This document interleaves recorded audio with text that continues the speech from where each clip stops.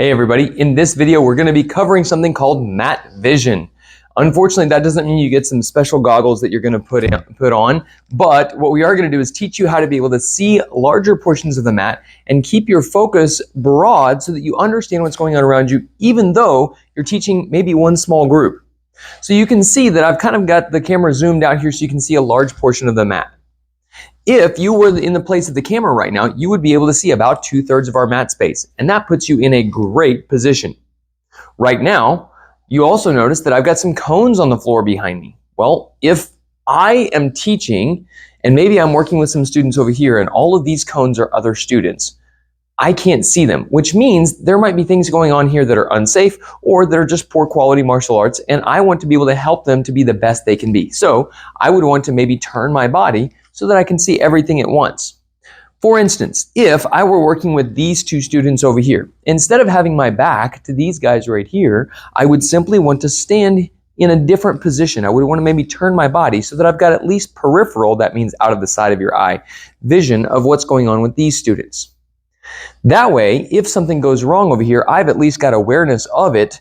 Maybe I'm not right there to fix it, but at least I've got awareness of it. I can also tell if they're doing a great job of continuing to train or if they're losing focus and I need to go jump into that group, okay?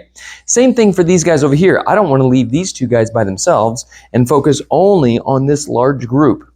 Instead, I want to make sure that I am either moving between the groups by walking from this side to this side. Notice that my body is always facing the groups to the best of my ability. I can still see these guys out of the corner of my eye. When I turn this way, I can still see these guys out of the corner of my eye. But I can walk back and forth, or I can simply position myself in a way that I can see all of the groups at the same time, even though I'm instructing this group. This is a really great tool if you're working with maybe a small group and you have a large class. Maybe you're an instructor and you are trying to teach the whole class, but maybe you've got one of your assistants over on one side and they're kind of working with a smaller group. You still want to be able to see what's going on with that group.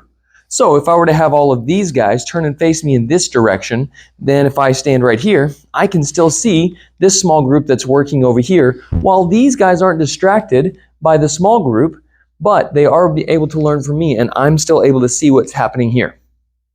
So as you're beginning your journey as a helper in class, or as you are continuing to develop yourself as an instructor, be careful not to get tunnel vision, where we're maybe only focusing on this group here to the neglect of the rest of the floor. This is going to take a lot of practice, and every instructor, no matter how good you are, at some point does end up with some tunnel vision. But that's why we have a team on the mat. We're never supposed to be operating out here by ourselves. Does it occasionally happen? Maybe, but we really try to prevent that. That being said, it's always our job, especially as lead instructors, to make sure that our mat vision is covering the whole mat as much as possible, as often as possible.